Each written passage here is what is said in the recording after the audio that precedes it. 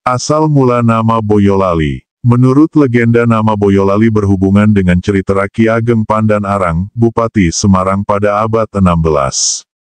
Alkisah, Ki Ageng Pandan Arang yang lebih dikenal dengan Tumenggung Notoprojo diramalkan oleh Sunan Kalijogo sebagai wali penutup menggantikan Syekh Siti Jenar. Oleh Sunan Kalijogo, Ki Ageng Pandan Arang diutus untuk menuju ke Gunung Jabalakat di Tembayat, Klaten, untuk syiar agama Islam.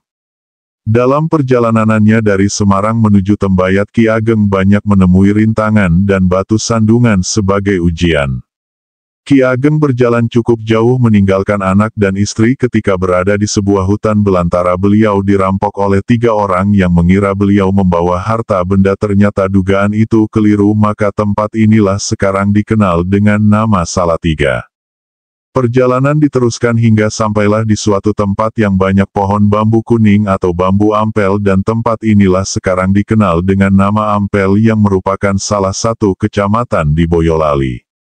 Dalam menempuh perjalanan yang jauh ini, Ki Ageng Pandan Arang semakin meninggalkan anak dan istri. Sambil menunggu mereka, Ki Ageng beristirahat di sebuah batu besar yang berada di tengah sungai. Dalam istirahatnya Ki Ageng berucap, "Bayawis lali wong iki," yang dalam bahasa Indonesia artinya, "Sudah lupakah orang ini?" Dari kata Bayawis lali maka jadilah nama Boyolali. Batu besar yang berada di Kali Pepe yang membelah kota Boyolali, mungkinkah ini tempat beristirahat Ki Ageng Pandan Arang? Mungkin tak ada yang bisa menjawab, dan sampai sekarang pun belum pernah ada meneliti tentang keberadaan batu ini. Demikian juga sebuah batu yang cukup besar yang berada di depan Pasar Sunggingan Boyolali. Konon menurut masyarakat setempat batu ini dulu adalah tempat untuk beristirahat Nyi Ageng Pandan Arang.